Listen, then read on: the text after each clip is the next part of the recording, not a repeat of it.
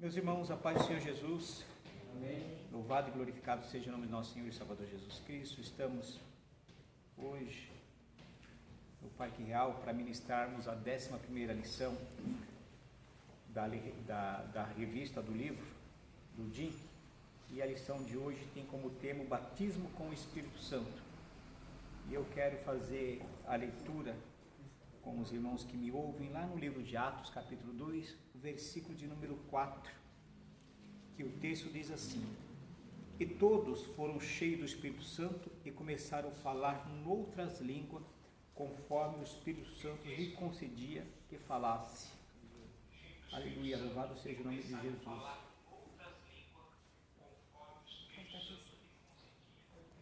Meus irmãos, nós sabemos que quando Jesus Cristo ele foi assunto ao céu, ou antes dele ser assunto ao céu, a Bíblia diz que quando Jesus Cristo foi crucificado, a partir da sua ressurreição, ele fica um determinado período de tempo, ainda por 40 dias, sobre a face da terra, ensinando os seus discípulos acerca de vários assuntos, várias questões. E dentre esses assuntos que Jesus Cristo ficou abordando com seus discípulos, um deles foi para que os discípulos de Jesus Cristo eles ficassem em Jerusalém, porque dali eles receberiam o que nós vamos chamar de o batismo com o Espírito Santo ou os dons do Espírito Santo. É interessante nós observarmos que as Escrituras Sagradas diz que aproximadamente 120 pessoas ficaram em Jerusalém aguardando as promessas que Jesus Cristo havia feito. E a Bíblia diz que justamente no dia de Pentecoste, os discípulos de Jesus Cristo estavam todos reunidos, e a história diz para nós que veio do céu um vento veemente e encheu todo aquele lugar onde eles estavam, e aí a Bíblia diz que todos falaram em línguas como que repartida de fogos. E a Bíblia diz que todos eles foram cheios do Espírito Santo e começaram a falar outras línguas. Tanto é que o texto do livro de Atos dos Apóstolos, ele vai nos dar a informação acerca do que aconteceu naquele momento. A Bíblia diz que eles estavam numa festa, e a partir desse momento havia vários homens ou povos reunidos em Jerusalém, e ali o dom que foi concedido a eles foi para que eles pudessem falar outras línguas, e ali todos os povos que estavam reunidos naquele lugar começaram a entender a língua que a palavra estava sendo ministrada. E aí nós vamos observar um ponto bastante importante, porque no livro de Atos dos Apóstolos, no dia de Pentecoste, havia algumas informações que aí eu quero passar para os irmãos. Tem duas palavras no original grego que ela é traduzida como xenoglácia, que do grego é xenon, que significa estranho, mais glossa, que significa língua. É um suposto fenômeno metapsíquico, no qual uma pessoa seria capaz de falar idiomas que nunca aprendeu. Como, por exemplo, uma pessoa começar a falar uma língua estrangeira, como o alemão, por exemplo, falar fluentemente, sem nunca ter aprendido falar alemão em uma escola ou em qualquer outro momento. Mas aí nós vamos observar no próprio livro de Atos dos Apóstolos, e aí eu quero fazer leitura com os irmãos, Atos dos Apóstolos, a partir do versículo 5 do capítulo de número 2, só para que nós possamos ter um entendimento que nesse momento, nesse exato momento, nesse batismo que houve ali, ou os dons espirituais, nós vamos observar que o que os discípulos de Jesus Cristo falaram foi justamente essa língua que significa xenoglácia, que do grego é xenon, mais glossa, que significa língua. Então, línguas estranhas. Versículo de número 5, capítulo 2 de Atos, diz assim: E em Jerusalém estavam habitando judeus, homens religiosos, de todas as nações que estão debaixo do céu. E quando aquele som ocorreu, ajuntou-se uma multidão e estava confusa, porque cada um dos homens que estavam reunidos em Jerusalém, porque cada um os ouvia quem? Os apóstolos. Então, cada um daqueles homens que estava reunido em Jerusalém ouvia os apóstolos falar na sua própria língua, na língua estrangeira daquele povo que estavam ali em Jerusalém na festa de Pentecoste. E todas as pessoas que estavam naquela festa de Pentecoste, e todos pasmavam, ficaram maravilhados, né, dizendo uns aos outros, pois que não são galileus, né, eles interrogam, né, uns aos outros interrogam, eles não são galileus, né, todos esses homens que estão falando, como pois os ouvimos, cada um na nossa própria língua em que somos nascidos.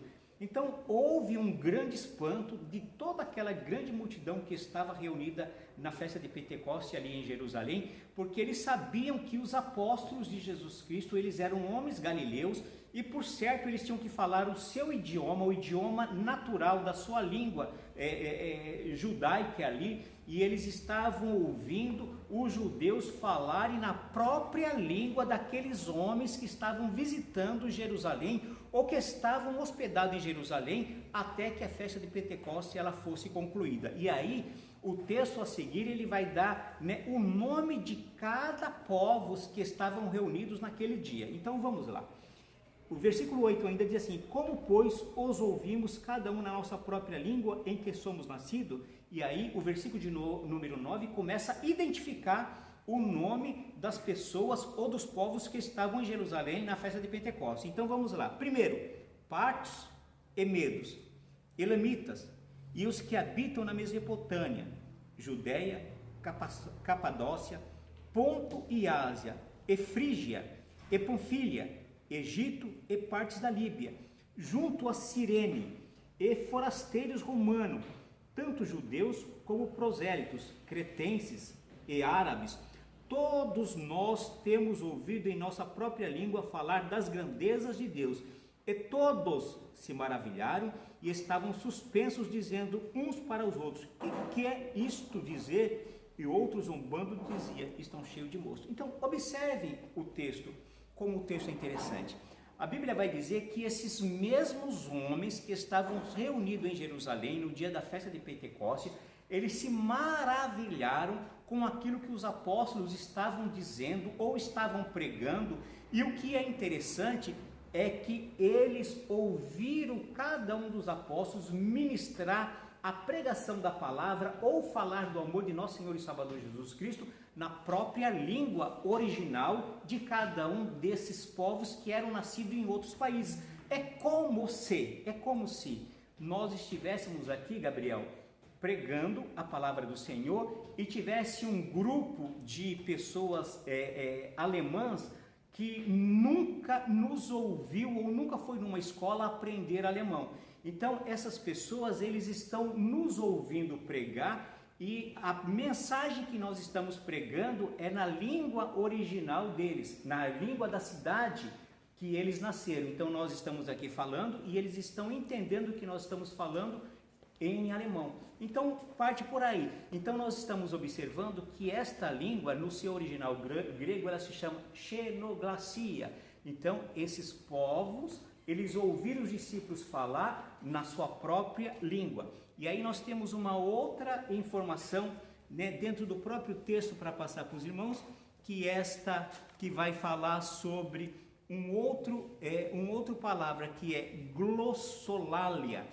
A glossolalia, ela vem do verbo da língua grega também, que significa, né, glossa, língua, lalo, falar. É um fenômeno de psiquiatria e de estudos de linguagem, em geral ligado a situações de fervor religioso, em que o indivíduo crê expressar-se em uma língua por ele desconhecida, em geral inexistente, mas por ele tida como de origem divina.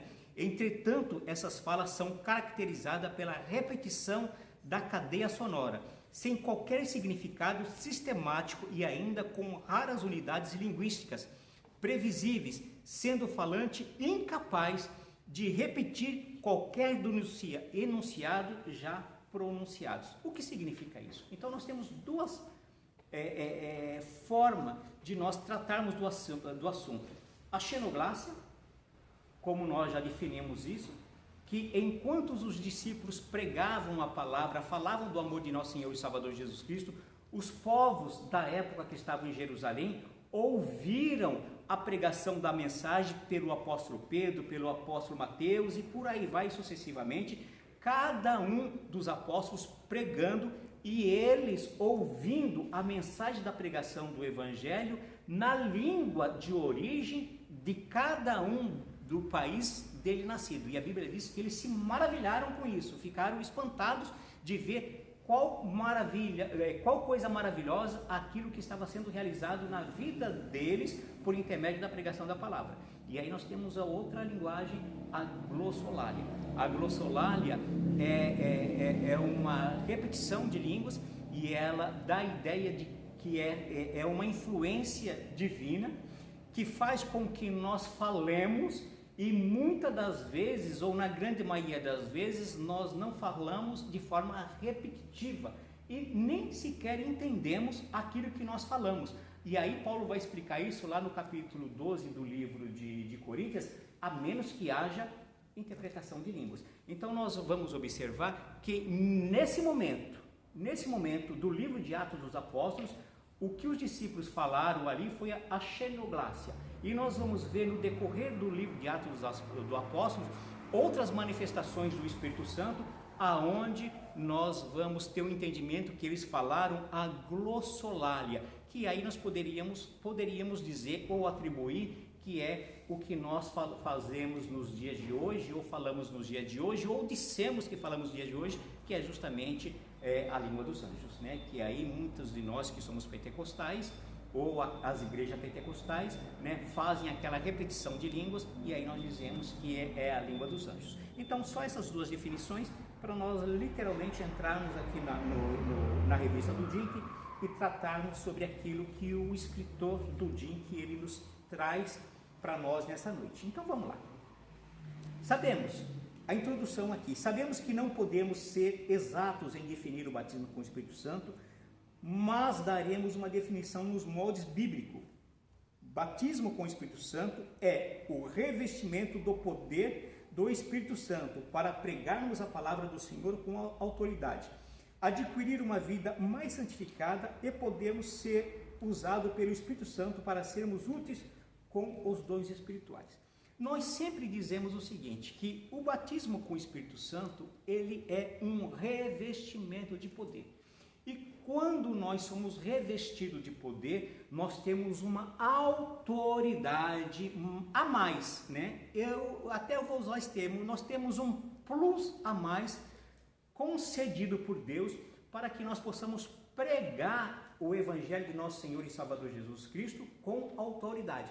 Nós podemos observar aquilo que Pedro faz lá no livro de Atos dos Apóstolos, porque a Bíblia diz que quando Pedro ele é tomado pelo Espírito Santo do Senhor, que ele começa a pregar a palavra do Senhor, ele prega com tanta autoridade no dia de Pentecoste, que o texto vai dizer que em um primeiro momento, aproximadamente 3.000 almas aceitaram Jesus Cristo como Senhor e como Salvador. E a Bíblia vai dizer que num segundo momento, aproximadamente 5.000 almas aceitaram Jesus Cristo como Senhor e como Salvador. Tanto foi a autoridade que Deus concedeu ao apóstolo Paulo por intermédio do Espírito Santo. Existe uma palavra no original grego também chamada dunamis. Dunamis, ele é poder, né?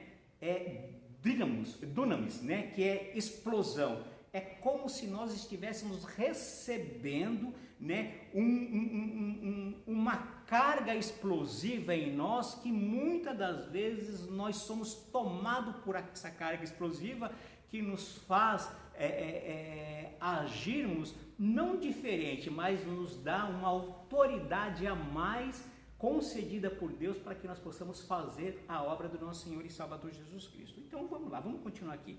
O tópico 2 da revista vai dizer assim, ó: a operação do Espírito Santo no Velho Testamento. No Velho Testamento, o Espírito Santo, como dádiva, não era outorgado permanentemente aos homens, muito embora certos homens possuíam o dom do Espírito Santo por um tempo mais dilatado. Aí, o que nós vamos observar, e aqui o escritor vai dar algumas referências para que nós possamos caminhar, mas deixa eu tentar explicar isso.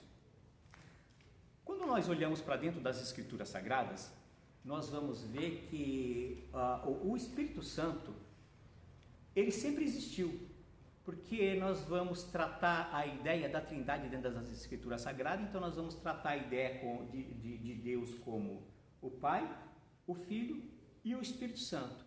Nenhum é separado do outro, né? Os três, eles agem de uma forma conjunta, e os três, eles subsistem muito antes da criação do mundo. Então, a criação, como ser humano, como a natureza, como e tantas outras coisas foram criadas. Agora, Deus, ele subsiste. E a pessoa do Espírito Santo, da mesma forma, subsiste. Só que no Velho Testamento nós vamos ver uma operação do Espírito Santo do Senhor sendo manifesta de uma forma diferente do que nós vemos no Novo Testamento.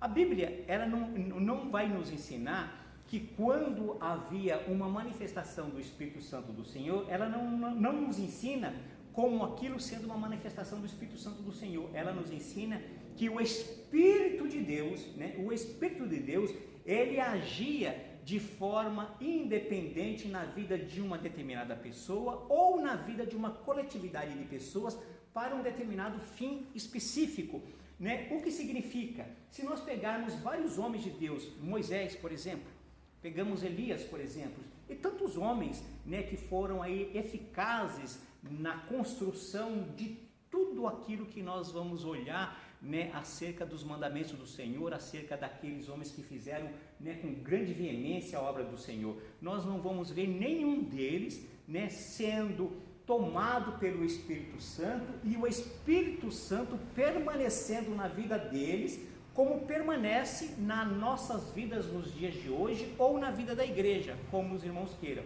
Porque o Espírito de Deus, ele vinha, ele tomava, por exemplo, ele tomava Moisés. Moisés realizava uma obra específica, né, para Deus. Assim que Moisés realizava aquela obra específica para Deus, essa obra, esse Espírito de Deus, quando tomava Moisés, poderia durar um dia, poderia durar uma semana, poderia durar um mês, não importa a quantidade de tempo. O que importa é que quando aquela obra que foi realizada por Deus, por intermédio desse homem, né, o Espírito de Deus, ele saía da vida dele e ali ele não retornava, ou melhor, ele não permanecia como permanece na vida dos crentes nos dias atuais.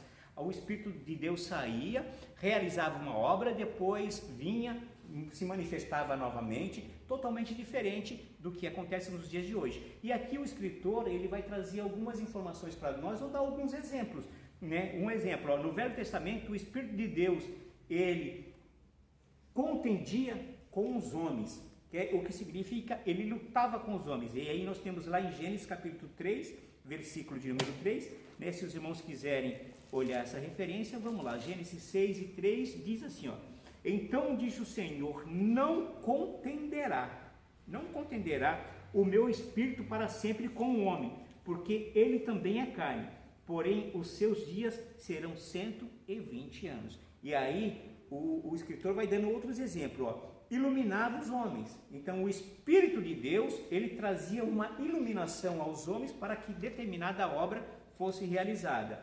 Dava-lhe forças especiais. Juízes capítulo 14, versículo de número 6. Então o Espírito de Deus agia de uma forma diferente na vida desses homens, capacitando eles para uma determinada obra. Se os irmãos olharem lá, Juízes capítulo 14, versículo de número 6, vai falar justamente sobre a vida, né, ou a história de um homem que trouxe, né, um grande exemplo de força, né, no meio da nação de Israel. Então, Juízes capítulo 14, versículo número 6, assim: então os filhos de Judá chegaram a Josué em Gilgal, e Calebe, filho de Josafá, estou em Juízes. Juízes capítulo 14. Juízes 14 e 6. Então o Espírito do Senhor se apossou dele tão poderosamente que despedaçou o leão, como quem despedaça um cabrito, sem ter nada na sua mão. Porém, nem seu pai, nem a sua mãe deu a saber o que tinha feito. Então a Bíblia diz aqui que o Espírito de Deus, ele concedia, força especial para determinada ocasião.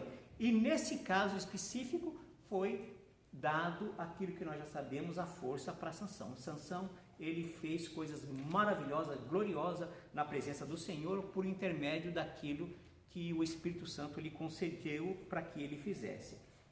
Também dava-lhe sabedoria. Juízes capítulo 3, versículo 10 diz assim, Juízes 3, capítulo de número 10, o texto nos diz a seguinte informação: e veio sobre eles o Espírito do Senhor e julgou a Israel, e saiu a peleja, e o Senhor entregou na sua mão a Cusã, Risataim, rei da Síria, contra a qual prevaleceu a sua mão. Aqui nós vamos ver, irmãos, a história de um homem ou de um juiz muito poderoso, Otiniel.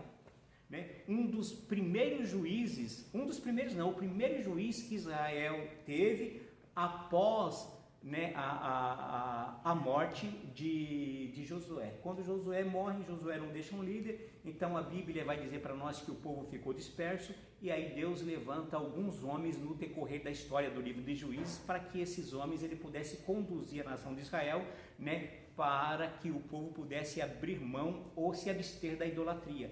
E a Bíblia diz para nós que em tempo, o povo desviava da presença do Senhor e Deus levantava um juiz. Em tempo, Deus levantava um homem ou mulher naquele texto, porque nós vamos ver que tivemos juízas também que julgou a nação de Israel ou conduziu a nação de Israel para que a nação de Israel não vivesse oprimida e nem na escravidão de outras nações que oprimiam Israel naquele período. E aí nós temos mais uma informação para encerrarmos esse ponto. Havia manifestações dos dons momentâneos, Essa manifestação dos dons espirituais que acontece na vida da igreja de forma cotidiana no Antigo Testamento, isso não acontecia de forma cotidiana, acontecia de forma momentânea.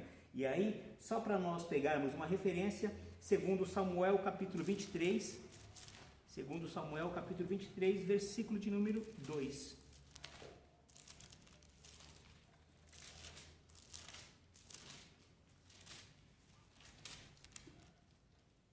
O Espírito do Senhor falou por mim e sua palavra está na minha boca. Aqui nós temos uma referência a Davi, se manifestando, com um homem de grande alegria, de grande poder, de grande exaltação na presença do nosso Senhor e Salvador Jesus Cristo, e nós vemos as manifestações dos dons do Espírito Santo de forma momentânea.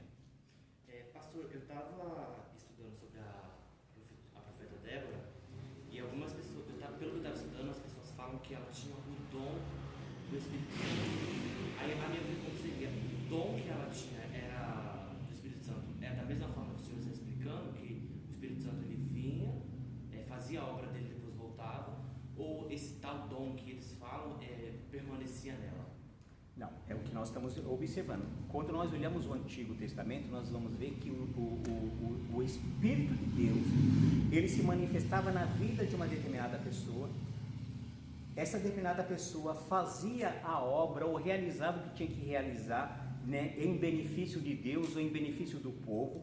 Assim que esta obra ela fosse concluída, o Espírito de Deus saía da vida dessa pessoa. Aí esta pessoa ela não iria ser conduzida ou não iria agir com o Espírito de Deus a partir do momento que esta determinada obra ela tinha sido realizada ou concluída. Havendo a necessidade de uma outra realização, de uma outra obra, de uma outra manifestação do Espírito de Deus na vida de Débora ou de qualquer outro juiz ou de qualquer outro homem que fosse tomado ou influenciado por Deus para fazer a obra, o Espírito de Deus vinha sobre a vida dele, ou sobre a vida dela, e esta obra era realizada. esta ideia que nós temos da manifestação do Espírito de Deus de forma contínua, nós só temos isso na vida da igreja a partir do Novo Testamento e a partir do derramamento do Espírito Santo de Deus sobre a vida da igreja, e isto é uma promessa, isto é uma profecia feita lá no livro de Joel. Lembram o Joel, quando o profeta Joel, ele profetiza acerca que o Espírito de Deus será derramado sobre toda a criatura, os jovens terão os jovens terão suas forças, os velhos sonharão. Então o Espírito de Deus, ele vai ser manifesto no livro de Atos dos Apóstolos, porque é uma promessa, né? É uma profecia lá do livro de Joel, que agora ela se concretiza, ou ela se cumpre no livro de Atos dos Apóstolos. Qualquer um dos homens de Deus daquele período, eles não tinham essa ideia do Espírito Santo de Deus em suas vidas de forma contínua. Ele tinha a ideia do Espírito de Deus sobre as suas vidas de forma momentânea. O Espírito de Deus vinha, manifestava na vida deles, ganhava uma peleja, orquestrava planos, né? E tantas coisas mais grandes homens fizeram, mas sem essa ideia de o Espírito de Deus permanente na vida deles. Nós pegamos isso por vários homens, Moisés, o próprio Davi, né? E tantos homens que as Escrituras Sagradas nos aprendem. O próprio Elias, a Bíblia diz que lá no Carmelo, quando Elias ele ora do céu e desce fogo, o Espírito de Deus tomou Elias naquele momento e aquela obra foi realizada. Tanto é que os profetas de Baal, ali todos eles ficaram envergonhados em função de tudo aquilo que aconteceu. Oi? Elias matou sozinho esses profetas todos? Porque ele estava com o Espírito Santo. Então, o homem sozinho não ia matar todo mundo. A Bíblia nos faz dar o entendimento que sim. Né? Ele matou um monte lá em cima do monte e depois matou bastante no pé do monte. Em um determinado momento, o que nós vamos observar é o seguinte: em um determinado momento da história, nós vamos olhar que quando desce fogo do céu, consome um monte de homens. E aí, lá quando essa matança de Elias na vida dessas pessoas acontece quando Elias ele vai fazer o sacrifício, né? Ofertar sacrifício, que ele coloca os idólatras, os povos pagões lá, para que os pagões pudessem oferecer sacrifício, e aí ele começa a zombar do povo: olha, cadê o seu Deus? Clame mais, provavelmente eles estejam dormindo e tal. Aí a Bíblia diz que a partir do momento que aqueles homens pagões, nada acontece quando eles começam a clamar ao seu Deus, aí a Bíblia diz que Elias ele vai lá, né, conserta aquele altar, aí ele coloca o sacrifício, aí depois ele manda trazer um jarro de água, joga água, manda trazer mais água, joga água, e ali encharca tudo. E aí a Bíblia diz que ele clama fogo do céu, o fogo desce e consome o holocausto. A partir daí nós vemos que Elias ele manda matar ou mata todos os homens que estão lá, os 400 profetas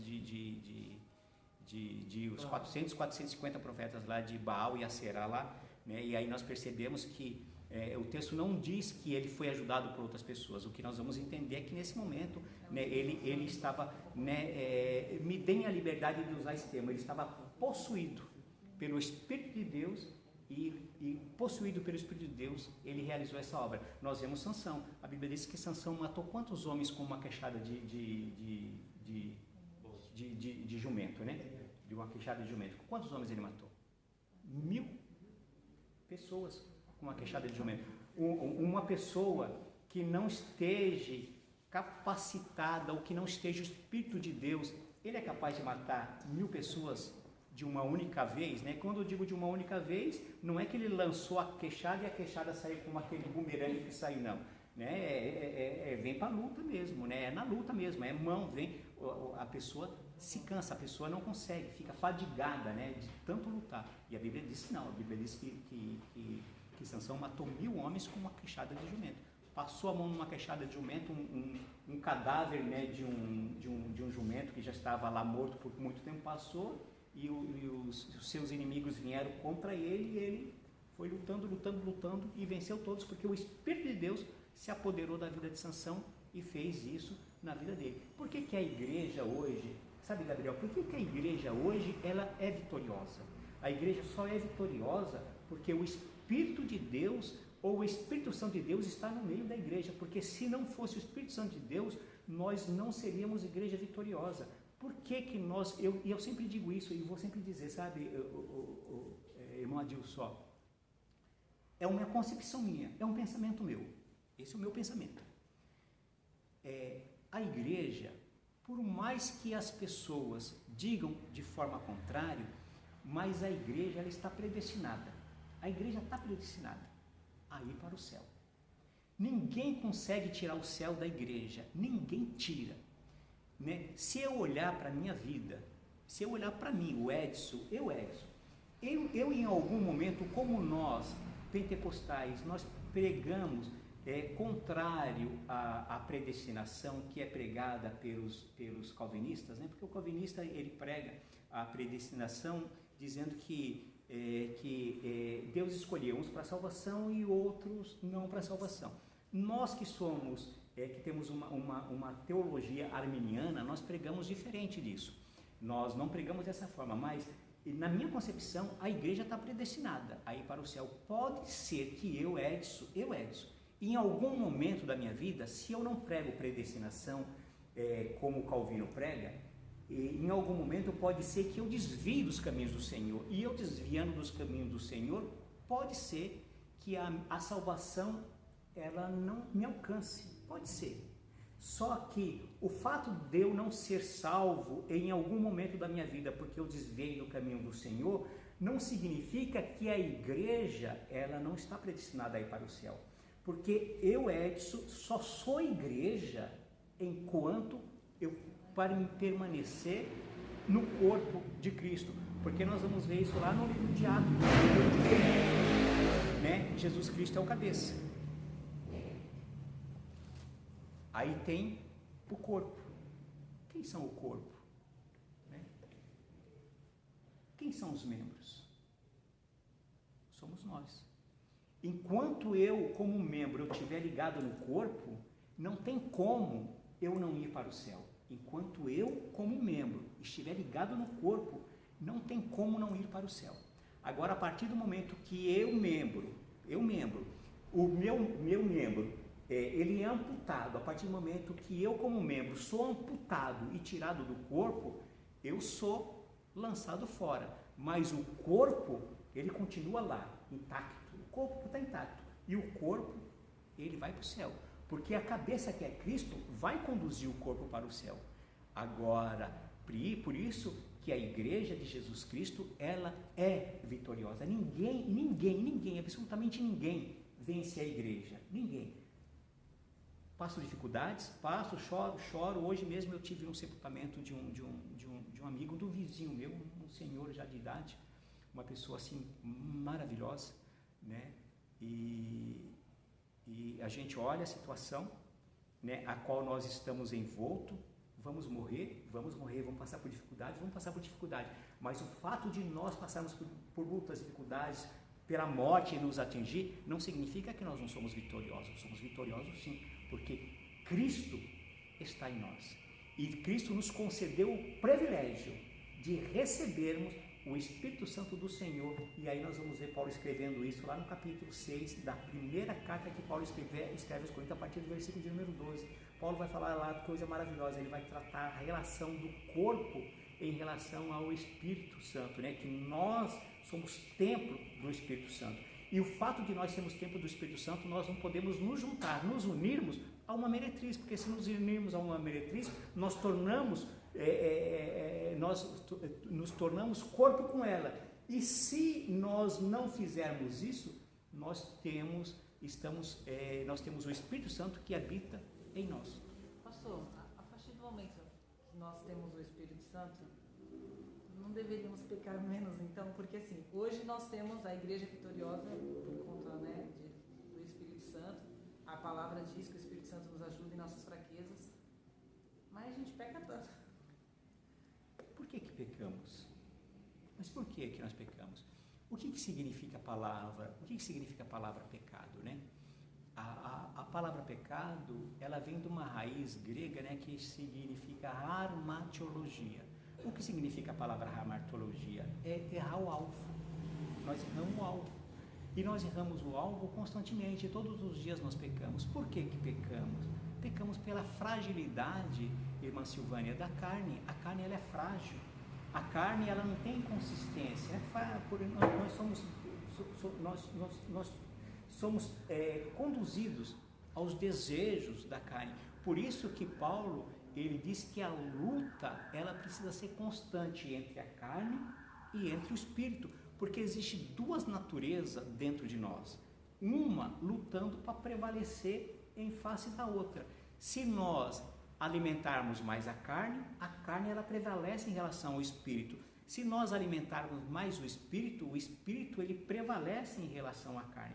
Eu me lembro que em um determinado momento, irmã Silvânia, eu preguei uma mensagem lá, eu pastoreava a igreja do Gazusa, e ficou muito marcada, essa mensagem ficou muito marcada na minha vida, porque foi em um determinado momento em que havia um confronto entre Mike Tyson e Holyfield, né? A mídia, ela fez uma propaganda muito grande sobre aquela luta, né? A quem é da minha época, que lembra disso, né? Fez uma propaganda muito grande, e eu lembro que essa luta foi na madrugada, e eu lembro que eu parei para assistir essa luta, porque foi assim, a coisa, o mundo parou naquele dia. E o que é interessante, irmãos, e aí eu fui ministrar uma mensagem, depois de eu assistir essa mensagem, depois de assistir essa luta, aí eu elaborei uma mensagem concedida por Deus, justamente em cima dessa luta. Aí, qual foi a ideia que eu tratei? Que Mike Tyson, ali, eu comparei ele como a carne, Holyfield, eu fiz uma comparação como o espírito, porque na hora em que o Mike Tyson ele vem para lutar com Holyfield, ele vem de forma traiçoeira. Os irmãos lembram disso? Ele foi assim, com todo o respeito que eu tenho a ele, embora não o conheça, né, longe de mim falar mal, ele veio de forma covarde, né? A primeira coisa que ele fez, quando ele foi de frente para o Holyfield, a primeira coisa que ele fez foi morder, né? Lembra disso? Morder a orelha de Holyfield. Ele não foi um lutador que agiu de forma correta, de forma decente. E é dessa forma, Silvânia, que a carne age, ela é covarde, ela é traiçoeira, ela te pega de surpresa, sabe? Quando você menos espera, a carne está te surpreendendo. Por isso a necessidade de nós nos colocarmos na presença do Senhor, e aí nós vamos dizer o que nós sempre repetimos isso, não só eu, mas todos os pregadores e ensinadores dessa igreja, e eu já vi vários fazendo isso, né? O Dudu que está aqui é um deles. Irmãos, o que nós precisamos fazer? Tem 3 coisas importantes que nós precisamos fazer. Primeiro, orar ao Senhor. Segundo, ler a palavra, né? Ou meditar na palavra. Então nós precisamos ler as Escrituras Sagradas, nós precisamos meditar na palavra, nós precisamos orar ao Senhor, porque a partir do momento em que nós estamos vivendo uma vida constante em oração, nós não conseguimos, até pensamos, sabe, Silvânia, porque Paulo está dizendo, olha, Paulo diz, o que eu quero fazer, né, eu faço, mas aquilo que o que eu quero fazer eu não faço, mas aquilo que eu não quero fazer, aí eu faço. Paulo está dizendo, olha, miserável homem que sou, quem me condenará, sabe? O que eu quero fazer, muitas das vezes eu não faço, mas quando nós estamos debaixo do propósito de Deus, debaixo da graça, debaixo da oração, buscando ao Senhor com gozo, com alegria, irmãos, olha, por mais que eu seja tentado a praticar o mal, na hora que eu vou praticar o mal, eu recuo. Não que eu não peque, só o fato de eu pensar naquilo, eu já estou pecando. Mas existe uma diferença entre você pensar e você colocar em prática aquilo que você pensou. Aí entra naquilo que o crime vai dizer, né? Que é o Código Penal, ele vai tratar sobre o crime, o culposo e o crime doloso. O crime culposo, né, a pena é muito menor, inclusive você corre até o risco de responder processo e não ir para a cadeia. O crime doloso, não, você vai responder o processo e ainda vai pegar uma quantidade de pena e ainda uma qualificadora embasado naquele determinado delito que você cometeu. Então essa é a ideia. Então quanto mais nós nos aproximarmos de Deus, menos nós vamos pecar. né? E o Espírito Santo é Ele que nos ajuda a não pecarmos, Silvânia. Tanto é que Jesus Cristo disse, ó, eu vou voltar para o Pai, eu vou para o Pai, mas eu vou e nenhum de vocês vão ficar órfão. Ninguém ficou órfão, ninguém, absolutamente ninguém. Dos que estavam lá com Jesus Cristo, ninguém, porque a Bíblia diz que todos os que ficaram lá, todos, aproximadamente 120 pessoas, todos eles foram batizados com o Espírito Santo. A Bíblia diz que todos eles foram cheios do Espírito Santo. E o que é legal na continuidade do texto, porque alguns pregadores, alguns ensinadores vão dizer que isso ficou restrito só àquele grupo de pessoas, alguns pregadores disso, mas nós vamos ver que não. Nós vamos ver que na continuidade da mensagem, da pregação do Evangelho, na continuidade do crescimento da igreja, nós vamos ver que várias vezes Paulo, várias vezes Barnabé, várias vezes Apolo, várias vezes grandes homens de Deus, e não só no período bíblico, mas fora do período bíblico, eles impunham a mão sobre a vida de pessoas e pessoas eram batizadas com o Espírito Santo. Peguemos nós, por exemplo, Silvânia, qual de nós, aqui eu falo da minha vida, não sei a vida de vocês, mas qual de nós, irmãos, vivíamos aí nos nossos delitos, nos nossos pecados, nas nossas misérias da vida. Aí um determinado dia, o Senhor, Ele nos salvou, Ele colocou em nós o seu Espírito, né? O Espírito do Senhor, Ele veio sobre a nossa vida, nos dando alegria, nos dando uma outra oportunidade para nós vivermos, e a partir daí nós passamos a ser servos do Senhor, e a partir daí o Senhor Ele nos deu uma condição ainda maior, que é sermos batizados com o Espírito Santo. Então todo cristão é batizado? Não estou dizendo isso, não foi isso que eu disse. É uma pergunta, eu tô perguntando. Não foi isso que eu disse. Nós, é que na verdade, Silvânia, nós ensinamos diferente.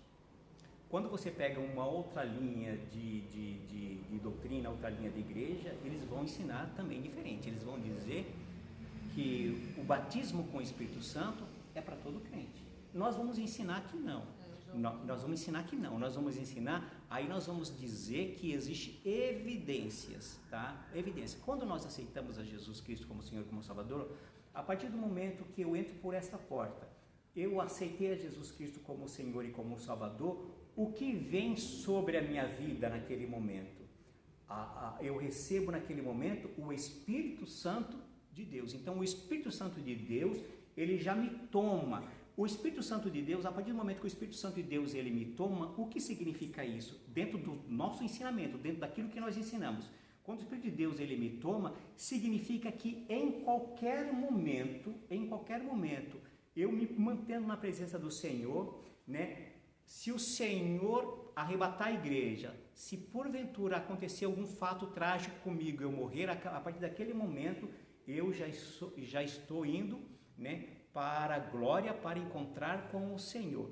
Aí existe essa diferença daqueles que aceitam a Jesus Cristo como Senhor, como Salvador, e recebem o Espírito Santo de Deus, e existe a diferença para nós, que os que são batizados com o Espírito Santo, a evidência, que aí eu tenho um pensamento diferente sobre isso, tá? Aí é diferente, que a evidência do batismo com o Espírito Santo é falar em línguas. Então, todos aqueles que falam em línguas, dentro da nossa linha de ensino, da linha assembleiana de ensino, todos aqueles que falam em línguas, eles são batizados com o Espírito Santo.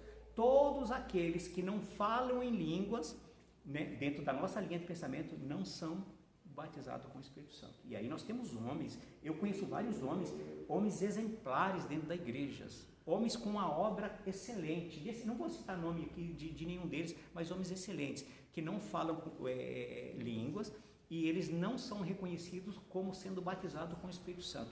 E o testemunho dele e as obras dele é muito maior, muito mais do que aqueles que falam em línguas estranhas, tá? Então, nós temos essa diferença, né? Se os irmãos olharem ensino de outros pregadores, de outras denominações, os irmãos vão ver que a partir do momento que nós aceitamos Jesus Cristo como Senhor e como Salvador, nós já somos batizados com o Espírito Santo. E aí, quando nós fazemos uma leitura exata, na íntegra, dos dons do Espírito Santo que Paulo escreve lá na carta dele, a primeira carta que Paulo escreve, capítulo 12, nós vamos ver que Paulo nomina esses 12 dons do Espírito Santo. E um dos dons do Espírito Santo é falar em línguas. Então, o que significa isso? Que significa que se eu tenho não é um ensino nosso, tá? Mas se eu tenho lá o dom de maravilha, se eu tenho o dom de profecia, eu tenho o dom de milagres, eu tenho o dom da fé, significa que se eu tenho um daqueles dons, significa que eu já sou batizado com o Espírito Santo. Mas não necessariamente precisa falar em línguas. Você Não. pode ter outros dons sem falar em línguas. Necessariamente não, dentro de outros ensinamentos. Tá. Dentro do nosso ensinamento é necessário falar em línguas. Se não falar em língua, nós não reconhecemos como batismo não sendo batizado com o Espírito Santo. Não é não, mestre? Um exemplo que nós podemos dar sobre o batismo do Espírito Santo não ser restrito a só um grupo de pessoas, não sei se pode ser esse exemplo, foi o exemplo de Cornélio, quando ele sonha e Deus vai até Pedro, e também fala sobre a parte de Pedro. Aí, pode concluir. E Deus fala com Pedro através de um sonho que ele não pode, eu não vou saber explicar, mas que ele mostra o lençol com os animais. Aí Deus fala que a pregação do evangelho não é só para as pessoas, não só para os judeus, mas para todas as pessoas. Então esse é um exemplo que nós podemos dar, que o Espírito Santo não é reservado, o batismo com o Espírito Santo não é reservado só a uma pessoa, porque tanto que na continuidade do texto fala que Pedro foi pregar a palavra para Cornélio e eles foram batizados com o Espírito Santo. Aí você tem uma conotação diferente, tá, Gabriel? Dentro do que você está me dizendo, eu vou tentar explicar do jeito que eu entendi o que você me disse. Aí nós temos duas situações totalmente diferentes, porque o que nós temos? A Bíblia diz que em um determinado momento, quando Pedro ele é visitado pelos anjos e os anjos mandam ele para a cidade para a casa de Cornélio, aí a Bíblia diz que quando Pedro ele chega lá, inclusive Pedro questiona primeiro, porque aí vem a história do lençol branco, né, com um monte de animais, e aí Pedro diz: Senhor, eu não posso tornar comer aquilo que o Senhor, aquilo que é impuro. Aí Jesus diz: olha, não faça impuro aquilo que eu santifiquei. Nesse contexto, qual é a ideia do texto em si? A ideia do texto em si é o seguinte: que Jesus Cristo, ele não veio só para os judeus. Ele não veio só para os judeus.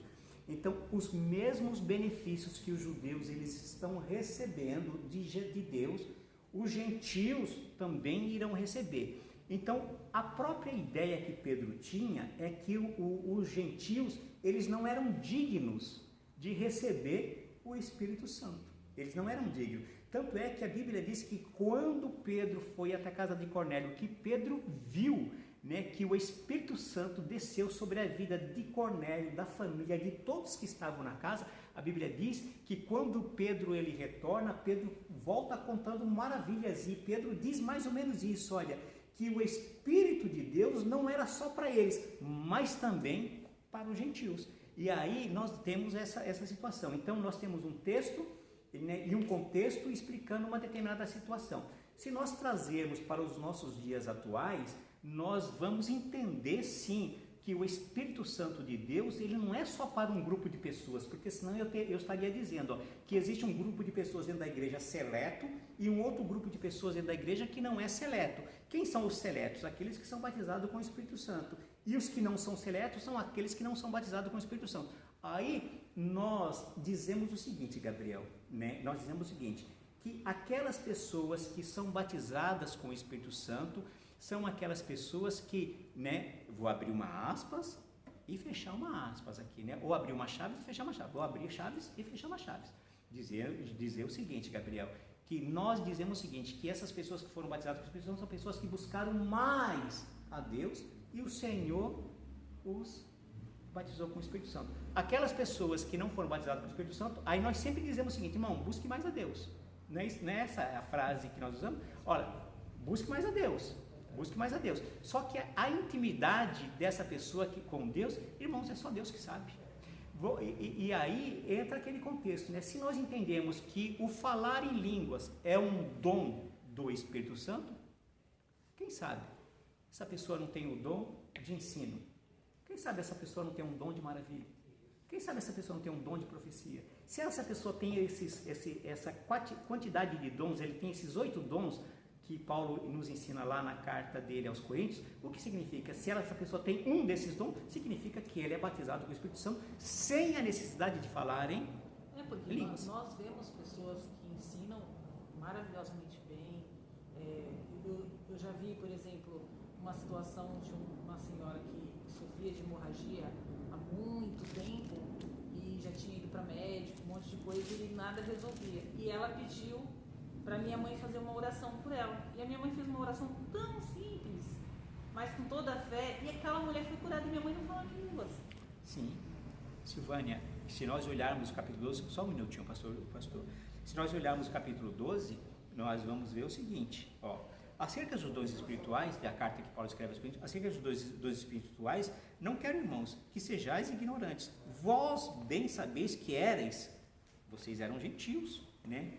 Levado aos ídolos mudos, vocês eram idólatras, levado à lei dos mudos, conforme éreis guiados, vocês eram guiados por ídolos. E aí Paulo diz, portanto, vos quero fazer compreender que ninguém que fala pelo Espírito de Deus diz, Jesus é anátema, e ninguém pode dizer que Jesus é o Senhor, senão pelo Espírito Santo. Ora, aí Paulo diz, há diversidade de dons, mas o Espírito é o mesmo, e a diversidade de ministério, mas o Senhor é o mesmo, e a diversidade de operações, mas é o mesmo Deus que opera tudo, em todos. É o mesmo Deus. E aí ele começa, mas a manifestação do Espírito é dada a cada um para o que for útil. Por que o Senhor lhe dá o dom de... Por que o Senhor ele te batiza com o Espírito Santo? Por que somos batizados com o Espírito Santo? Porque é útil para a obra dele. Porque seremos úteis para a obra de nosso Senhor e Salvador Jesus Cristo. Eu não sou batizado com o Espírito Santo para subir aqui no altar e ficar 10 minutos, 15 minutos pulando, falando em línguas, irmãos. Eu não sou batizado com o Espírito Santo para isso. Eu sou batizado com o Espírito Santo para, de uma forma ou de outra, usar aquele dom que o Senhor me deu em benefício da igreja. Só em benefício da igreja. Não pode ser em proveito próprio. Não é meu. O dom não é meu. De entendimento, então, aí sim, para isso que nós estamos aqui, né? Porque uns aprendem e outros não. E aí os que aprendem não cometem a gafe na hora de um determinado culto. Porque nós entramos naquela palavra que fala da interpretação das línguas. E o que a gente vê muito é muito falar em línguas. E pouca interpretação. Pastor. É só para falar que eu vi um pastor que ele profetizava que não falava uma palavra em língua estranha. Ele profetizava normal, como se estivesse conversando. E a primeira vez que eu vi ele falando, eu não tinha percebido. Aí eu fiquei olhando para aquele irmão, de repente começava a falar. O irmão estava pregando lá, aí ele começava sentado num cantinho assim, pastor. E ele começava a falar. Aí na segunda vez, na terceira vez que eu fui nesse culto, que eu percebi que ele estava profetizando. E não falava uma palavra. E a gente vê que é coisa maravilhosa, né? Coisa maravilhosa. Interessante. Meu irmão, você ia falar?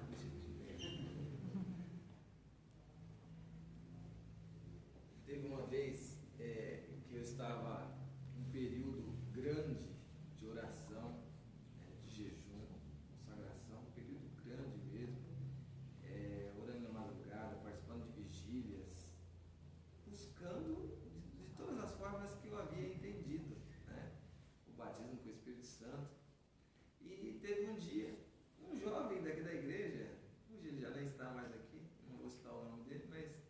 E aí eu conversando com o jovem, e ele me acompanhava, né, naqueles períodos de oração, tanto nas vigílias que eu participava, ele também participava, tudo. Aí teve um dia que ele falou para mim assim, Nilson, você é batizado com o Espírito Santo, né? Eu falei, rapaz, olha, que eu me lembro, não falei línguas ainda não. Aí ele falou, nossa, mas você é tão facinho. Aquilo me deu uma tristeza na hora, porque a gente via que a compreensão das coisas, para mim, estava de um jeito, para ele estava de uma forma muito diferente, só que para ele aconteceu e para mim não. Eu fiquei triste, né, por aquela evidência daquele momento, ali, daquela conclusão minha e dele ali, né, que eu estava buscando tanto, né, com tanta, sabe, eu sentia a necessidade daquilo, né, daquele selo do Espírito ali, por aqueles momentos que eu estava vivendo, mas não aconteceu. E quando ele me confrontou com esse comentário assim, eu vou contar um fato para vocês, uma experiência minha. Eu vou contar uma experiência minha, pessoal. Eu, quando aceitei a Jesus Cristo como Senhor e como Salvador, eu entrei de cabeça no Evangelho ou na igreja. Entrei de cabeça, porque eu vinha de uma vida totalmente devassa. A minha esposa já tinha sido crente em um determinado momento, afastou, e depois ela já tinha 6 meses que tinha voltado para o Senhor, antes de mim, e ela estava na igreja. E a minha esposa sempre foi uma pessoa muito dedicada. E só que quando eu entrei para o Evangelho, eu me dedicava muito, eu lia muito, estudava muito, orava muito, e sempre estava na igreja, vigília, tal. E um determinado momento ia ser feito um congresso de jovens lá no Jardim Ruiz. E eu e a minha esposa, como nós éramos novos na igreja, e nós estávamos ainda sem sintonia dentro da igreja, aí o que fizeram com nós? Nos levaram para o grupo de jovens, e nós começamos a participar do grupo de jovens, e foi feito um congresso. Irmão Adilson, eu sei que mais ou menos, acho que uns 30 dias antes do início do congresso, eu entrei num propósito com o Senhor, Adilson. Eu entrei num propósito assim, firme com o Senhor. Eu falei comigo assim, nesse congresso eu vou buscar o Senhor, porque o Senhor me batiza com o Espírito Santo. Adilson, eu jejuei, eu orei, madrugada fora, vigília, mas assim, arrisca mesmo. Aí começou o congresso. Naquelas épocas era 4 dias de congresso, o culto do Jardim Ruiz era quarta-feira, e nós fizemos o congresso, era quarta, quinta, sexta, sábado, né? E eu acho que ainda rolou no domingo, não tenho certeza, mas era 4 dias certeiro, tá? Quarta, quinta, sexta, sábado. Eu sei, irmã Silvânia, que rolou o primeiro dia. Irmã Silvânia, eu no culto não senti nada, mas nada, o culto rolando, uma benção, todo mundo pulando e eu nada. Segundo dia, Silvânia, nada. Terceiro dia, nada. No 4º dia, aí dobrei os meus joelhos e falei assim, Senhor, é hoje. Aí fui para o culto. Silvânia, aquele culto, uma benção, a igreja pulando, chorando, os irmãos cantando. Silvânia, eu uma pedra de gelo. Nada aconteceu comigo, nada, absolutamente nada. Aquilo foi me causando uma repulsa, uma agonia, uma angústia dentro de mim. Silvânia, que eu saí da igreja revoltado. Eu saí da igreja chateado, fazer igual diz o pastor Edir Macedo, né? Eu saí de lá revoltado. Saí tão revoltado, Silvânia, que eu e a Judy, nós morávamos em 2 cômodos no Jardim Ruiz, e tenho até hoje uma Bíblia Vida, capa marrom. Quando eu cheguei em casa, Silvânia, eu peguei a minha Bíblia, tão chateado que eu fiquei de me dedicar esses 30 dias ao Senhor, peguei a minha Bíblia, Silvânia, joguei assim, joguei a minha Bíblia, e do jeito que eu joguei, minha Bíblia saiu rodando, e ela caiu aberta, lá no livro de Romanos, capítulo 9, versículo 19, em diante. Aí, hora que abriu, que ela caiu aberta, que eu fui lá, que eu bati o olho, aí o texto diz assim, pastor Dudu: quem és tu, ó homem, que a Deus replicas? Porventura, a coisa formada dirá aquele que o formou, por que me fizeste assim? Acaso não tem o oleiro poder sobre o vaso, para desse mesmo vaso fazer um vaso para a honra e outro para a desonra? Mestre, isso caiu comigo assim com uma... Faltou meus defeitos e dá um... Nossa, aí aquilo assim, aí eu trouxe, como se eu tivesse assim inchado, sabe? Fui murchando, e daqui a pouco, sabe? Aí me posicionei de novo, tomei a minha postura.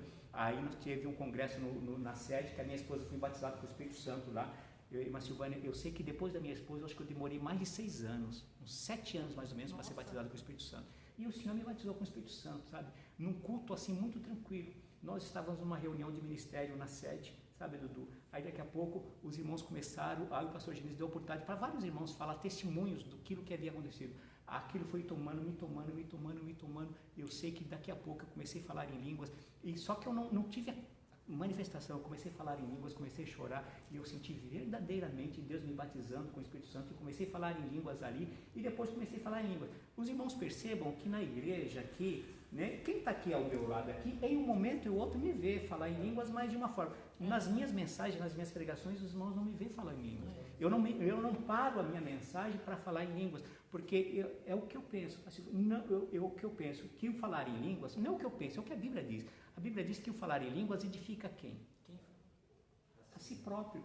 Então, se eu for pregar 40 minutos aqui na igreja, e eu não vou dizer perder tempo, mas se eu ficar 10 minutos na minha mensagem falando línguas estranhas, a igreja não vai entender o que eu vou ministrar, porque está trazendo edificação para a minha vida. E aí, às vezes, entre um momento e outro, eu fico no meu canto, às vezes falo uma ou outra palavra, também não me estendo muito, mas o Senhor me agraciou com esse dom, né, de ser batizado com o Espírito Santo. Eu acho que eu só tenho esse dom de falar em línguas, né? Não sei se eu tenho outro dom. Se eu tiver outro dom, tem que buscar, porque eu verdadeiramente não sei. Então vamos caminhar aqui, irmãos, porque o horário já está caminhando. Vamos lá. O batismo com o Espírito Santo prometido por Jesus. A primeira vez que Jesus se referiu ao batismo com o Espírito Santo foi em João capítulo 7, versículo 37 e versículo 39. Nesta passagem bíblica encontramos a promessa do derramamento do Espírito. Disse isto a respeito do Espírito que ia receber aqueles que ele criam. Apesar dos apóstolos terem o Espírito Santo e aqueles naquela época também, mas ainda não tinham recebido o batismo com o Espírito Santo, pois o Espírito Santo ainda não fora dado, porque Jesus não havia sido ainda glorificado. Notamos a passagem de João capítulo 14, 16 e 17. No versículo 17 temos duas frases que demonstram dois estágios do Espírito Santo na vida do crente. Primeiro, habita conosco. Os apóstolos tinham o Espírito e conheciam a Ele. O Espírito habitava neles, mas eles não foram ainda batizados. O que significa isso, né? Que é aquela ideia do Antigo Testamento, que se os irmãos olharem o Antigo Testamento, se os irmãos olharem para o Novo Testamento, o Novo Testamento, ele é o quê? Quando nós falamos do Novo Testamento, no sentido literal da palavra, quando nós falamos dos evangelhos de Mateus, o evangelho de Marcos, o evangelho de Lucas e o evangelho de João, a história que está sendo narrada lá, está sendo narrada em que momento da história? No Antigo ou no Novo Testamento? No Antigo, né? No Antigo Testamento. A história narrada é no Antigo Testamento, não é no Novo Testamento. Quando propriamente começa o Novo Testamento? No Calvário. Quando Jesus Cristo, o sangue dele é derramado. Pai, em tuas mãos eu entrego o meu Espírito. Aí a Bíblia diz que a partir do sangue de Jesus Cristo derramado no Calvário, aí dar-se-á início, ou deu-se início à nova aliança. Aí nós vamos ver que quando se dá início à nova aliança, aí o livro de Atos dos Apóstolos, ele já vem mostrando uma nova faceta, né? Uma nova roupagem daquilo que é a igreja de nosso Senhor e Salvador Jesus Cristo. Aí os irmãos observam o discurso de Pedro, né? Lá com aquele moço paralítico no templo Formosa, né? A Bíblia diz que Pedro e João estavam indo, né, orar a Deus, e havia um paralítico na porta do templo, e esse pede prata e ouro, e Pedro diz, não temos prata nem ouro, mas o que temos eu te dou, em nome de Jesus Cristo, levanta e anda. A Bíblia diz que aquele moço, quando entrou no templo, todos que estavam lá pasmaram, ficaram maravilhados, mas mesmo assim ainda vieram contender com os apóstolos. Tanto é que a partir dali Pedro, ele dá testemunho daquilo que Jesus Cristo havia feito no meio deles, e eles recusaram a Jesus Cristo, né? Aí Pedro começa a dar testemunho. Aí nós vamos ver uma nova faceta, uma nova roupagem, né, acerca da nova aliança, né, do novo sacrifício, ou do sacrifício que Jesus Cristo fez em benefício de toda a humanidade, porque Deus amou muito de tal maneira que deu seu Filho unigênito, para que todo aquele que nele crê não pereça, mas tenha vida eterna. Eu gosto mais de uma tradução mais atual, que diz assim, porque Deus amou o homem de uma maneira tão especial, que deu o seu único filho, para que todo aquele que nele crê não morra, mas tenha a vida eterna. Então, é uma nova roupagem. Então, quando nós olhamos para o Antigo Testamento ou para os Evangelhos aqui, essa mesma ideia dos discípulos é a mesma ideia do Antigo Testamento. O Espírito Santo de Deus se apoderava deles, eles tinham o Espírito de Deus, mas não tinha essa ideia ainda do que nós vamos ver no livro do Novo Testamento, que é o batismo com o Espírito Santo. E aí, um tópico 2, e estará em vós. Agora Jesus continua a fazer a promessa do batismo com o Espírito Santo. Por último, lemos Lucas 24, 49, Atos 1, 4, 5 e 8. Jesus prometeu, a sua promessa nunca falha. Ela se realizou, daí podemos dizer que todo crente tem o Espírito Santo, mesmo os que não foram batizados com o Espírito Santo. É verdade isso ou é mentira? É verdade, isso é verdade. Todo o crente, todo aquele que confessa Jesus Cristo como Senhor e como Salvador, todo crente ele tem o o Espírito Santo de Deus. Agora nós ensinamos, aí eu volto a frisar, que nós ensinamos que ter o Espírito Santo de Deus é uma coisa, e ser batizado com o Espírito Santo de Deus é outra coisa. Quando você é batizado com o Espírito Santo de Deus, aí você vai receber um dos 9 dons, pelo menos um dos 9 dons que Paulo nos ensina na carta dele aos Coríntios, né? Acerca das manifestações do Espírito, pelo menos um, né? Nós temos que receber. Pelo menos um lá, Paulo diz, né, que aqueles que são batizados com o Espírito Santo recebem.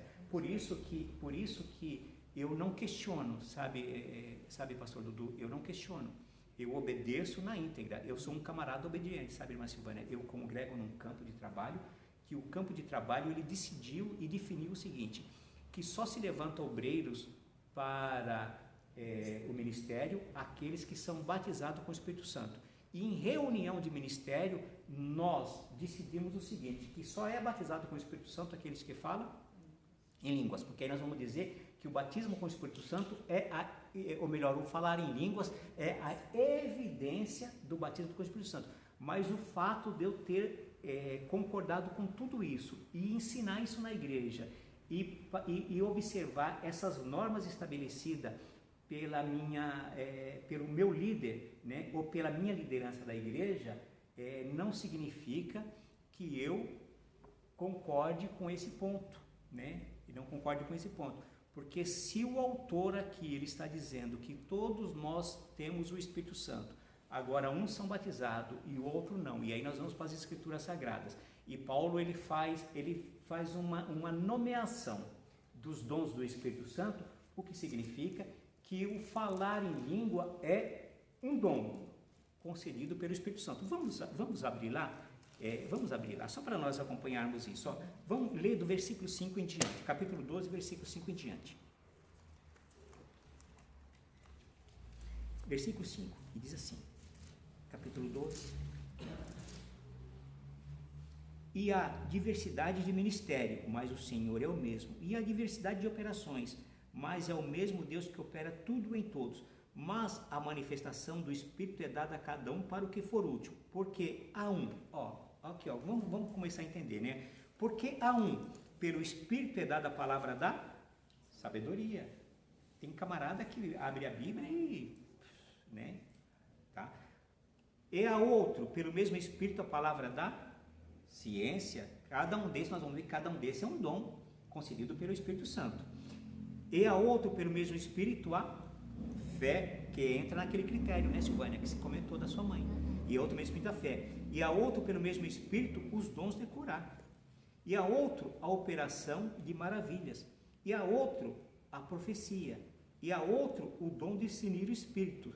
E há outro, a variedade de línguas, né, que é o que nós habitualmente falamos, né, dentro da igreja. E se nós olharmos para os nossos dias atuais, o maior dom, nós não exercitamos outros dons, né, do Espírito, nós só exercitamos o dom de falar língua. Quando nós entendemos que falamos em língua, significa, fui batizado com o Espírito Santo, né? E outro, variedade de línguas. E a outro, a interpretação de línguas. Mas um só é o mesmo Espírito que opera todas essas coisas, repartindo particularmente a cada um como quer, né? O que significa isso? Que Jesus Cristo dá independentemente a cada um desses dons espirituais, a cada um. Para mim pode dar o dom de línguas, mas deu o dom de línguas para mim, para você pode dar o dom de interpretar língua. Às vezes você não fala em língua, sabe, Silvana? Mas se eu começar a falar aqui em línguas, como o Neymar, vamos pegar o Neymar por exemplo, né? O Neymar, ele sempre é o que mais, né, se manifesta falando línguas. Aqui, se o Neymar ele se manifestar falando línguas, você no meio da igreja, Silvana, você pode se levantar e interpretar o que ele está falando. E você tanto pode interpretar isso de uma forma audível para que nós possamos ouvir isso, né, da nossa língua para que nós possamos ouvir, como você pode mesclar. Você pode falar parcialmente línguas e parcialmente a nossa língua para que nós possamos entender. Agora, se você vai interpretar línguas, se é interpretação de línguas, um exemplo, se o Neymar ele começa a falar línguas aqui e você começa a falar línguas lá, então não há interpretação de línguas. Aí nós vamos caminhar dentro das Escrituras Sagradas e aí se o outro se levanta e começa a falar também línguas, e o outro se levanta, começa a falar línguas também, aí Paulo vai dizer que isso está entrando em desacordo com o que diz as Escrituras Sagradas, porque Paulo está dizendo, olha, aí vocês vão trazer confusão na cabeça daqueles que entram dentro da igreja e não sabem nem o que isso significa, né? Por isso que é importante, eu falo em línguas, mas também tem interpretação. Eu já vi o Neymar aqui também, pessoas falando em línguas no meio da igreja, e o Neymar interpretando a línguas. Então, o que significa? Quando nós olhamos para o Neymar, nós vamos perceber que o Neymar, tanto ele tem um dom de línguas, como tem um dom de interpretação de línguas, né? Então, estou pegando ele porque é o caso mais evidente, claro, né? Mais evidente que a gente vê dentro da igreja. Eu trouxe uma amiga de outra igreja e era um culto dia de semana, tinha pouca gente, e aí quem ministrou a palavra foi o pastor Aloysio. Aloysio, não, Aloysio. E em um determinado momento ele falou um tempão em línguas, e não é hábito dele assim. E eu fiquei sem entender, eu falei, ué, mas esse tempo todo falando em línguas, mas ela entendeu tudo que ele falou em línguas porque era para ela. E ela não me contou porque ela falou que Deus falou com ela através dele. Sim. E ela entendeu tudo o que ele tinha falado. Pode acontecer sim.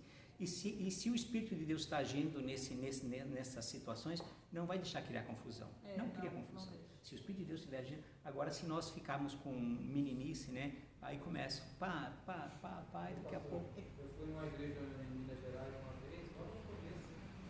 E aí eu cheguei no culto lá, rapaz, começaram a falar língua estranha, mas ficou uns 6, 7, 10. Aí subiram no culto e pulavam, e só ficava naquilo. Aí eu fiquei olhando assim e falei, meu Deus, que desordem.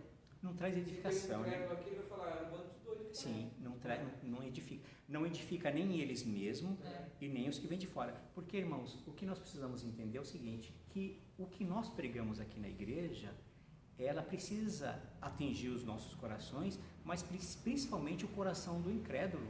O coração do incrédulo, para que o incrédulo, ele possa, por intermédio da palavra, ele possa chegar ao conhecimento de Deus. Porque se o incrédulo, ele vem aqui e a gente fica o culto inteiro só falando em línguas, o incrédulo sai daqui sem entender nada do que aconteceu. E ele não leva nada de Deus para a casa dele. E o incrédulo precisa levar alguma coisa de Deus para a casa dele. O pentecostal, ele tem o hábito de pensar que isso é uma demonstração de poder. Sim. Então, quanto mais língua eu falo, mais poder eu tenho. Mais poder eu tenho. Vamos lá. O cumprimento da promessa. Já vou encerrar, irmãos. Em Atos 2 temos o cumprimento das profecias dos profetas do Velho Testamento e de Jesus com respeito ao derramamento do Espírito Santo. Daí por diante, os efeitos dos Pentecostes continuaram sendo realizados pelo Espírito Santo. Aí o primeiro tópico, como receber o batismo com o Espírito Santo. Aqui o escritor ele vai dar alguns ensinamentos, como nós vamos receber o batismo com o Espírito Santo, né? Eu não sei se isso se aprende em livros, né? Não dá para aprender em livros, né? O batismo com o Espírito Santo não se recebe, não se ensina em livros.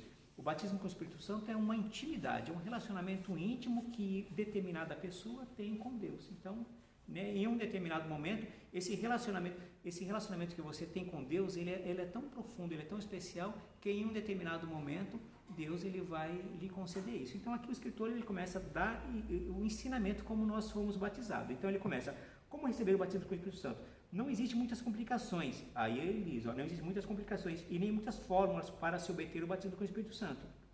Basta crer que Jesus Cristo cumpre o que promete e pedir, orar, buscar e continuar sempre a pedir cumprimento da promessa em nossas vidas. Aí ele vai dar algumas referências, né? Mostra que somente através da oração o crente pode receber o batismo com o Espírito Santo. Ele veio para ficar sempre no crente, né? Aí a evidência do batismo santo em línguas estranhas. Desde o Pentecostes, na descida do Espírito Santo, todas as vezes que alguém recebe o batismo com o Espírito Santo, o sinal visível são as línguas estranhas. É isso que nós ensinamos, né? Você vê que o escritor aqui, ele é pentecostal. É a irmã Malidoreto, né? Né? A irmã Malidoreto que é escritora, é ela mesma, né? É ela mesma, que é escritora. Então você vê que a missionária Malidoreto, ela é crente pentecostal e ensina aquilo que nós ensinamos, né? Literalmente nesse sentido. Tanto é que ela diz, desde o Pentecostes, na descida do Espírito Santo, todas as vezes que alguém recebe o batismo com o Espírito Santo, o sinal visível, que é o que nós ensinamos, são as línguas estranhas. Então nós só entendemos que uma pessoa é batizada com o Espírito Santo quando ele fala em línguas, né? Notemos que em Atos capítulo 8 havia certa manifestação externa, pois Simão via alguma evidência quando o Espírito Santo descia sobre o samaritano. Também em Atos, né, notamos que depois do batismo com o Espírito Santo, as evidências das línguas estranhas. Ainda em Atos, capítulo 19, versículo 1, quando Paulo orou pelos discípulos, veio sobre eles o Espírito Santo e tanto falavam em línguas como profetizavam. Todo crente batizado pode e deve se aperfeiçoar com respeito às línguas estranhas, para que Deus lhe conceda o dom da variedade de línguas. E, se possível, orar para também interpretar, para ser útil à igreja com este dom. Para receber o batismo com o Espírito Santo, o crente tem que ficar cheio do Espírito. Atos 2, capítulo 4. E o crente, para viver uma vida cheia do Espírito Santo, tem que ter recebido uma experiência pentecostal e continuar orando sempre e vivendo no Espírito. Aqui ele vai trazer uma referência ao que aconteceu com os apóstolos, né? E aí nós vamos ver isso lá no Atos dos Apóstolos, capítulo de número 6. A Bíblia diz para nós, e aí nós temos que quando os apóstolos eles estavam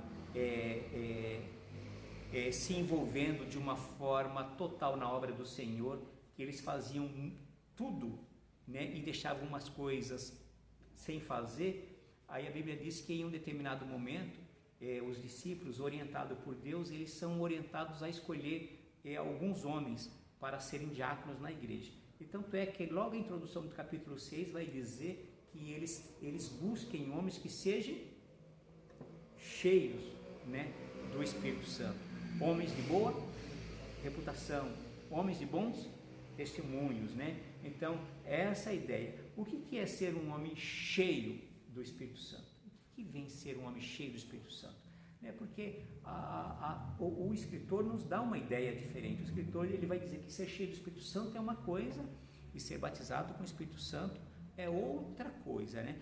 Aí nós vamos ter a noção de que ser cheio do Espírito Santo, sabe, Silvânia, é você andar com uma vida contínua com o Senhor e aí se abster de algumas coisas, né? O homem cheio do Espírito Santo não fala palavrão.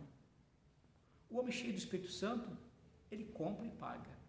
Um homem cheio do Espírito Santo, ele não defama, né, nem o seu irmão e nem defama o seu vizinho. Um homem cheio do Espírito Santo é um homem que levanta cedo e que se coloca à disposição para trabalhar, sabendo que ele tem dentro de casa uma esposa e dentro de casa uns filhos e corre atrás do sustento dos filhos. Então isso, para mim, é um homem cheio do Espírito Santo, porque um homem que é cheio do Espírito Santo nessas condições é um homem que ele tem boa reputação e é um homem que dá bom testemunho não só da vida dele dentro da igreja, como a vida dele fora da igreja, né? E aí a gente vai bater naquilo que os pregadores das nossas igrejas diz, não só das nossas, né, da totalidade das igrejas.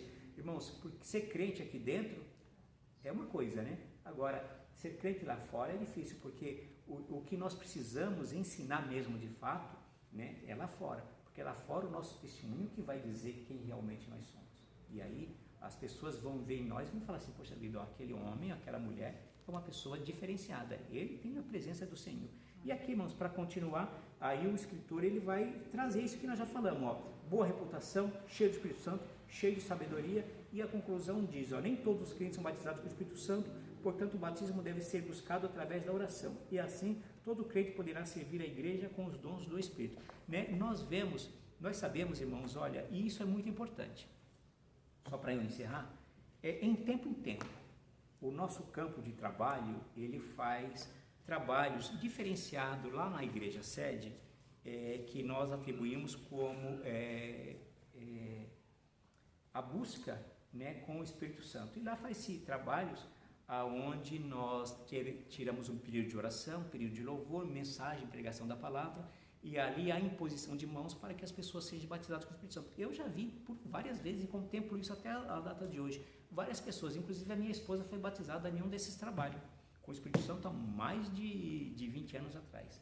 E nós vemos constantemente, né, pessoas sendo batizadas com o Espírito Santo. A média de 30, 40, 50 pessoas sendo batizadas com o Espírito Santo, e isso é fato, porque eu já pastoreei igreja que vários irmãos foram nesses trabalhos que são feitos e vários irmãos saíram de lá batizados com o Espírito Santo, falando línguas, né, profetizando e sendo uma bênção de Deus. Então que Deus nos abençoe, que Deus nos guarde e que possamos, né, buscar a presença do Senhor continuamente.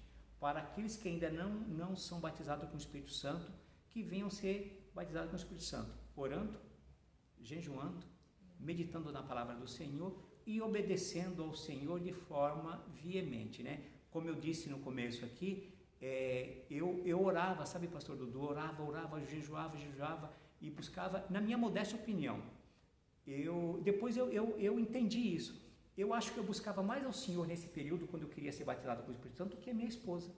Eu buscava mais. Só que a minha esposa foi batizada muito antes do que eu, uns 6 anos antes do que eu. Só que aí depois eu entendi uma coisa, que a diferença não está no exterior. A diferença está no interior, está no coração.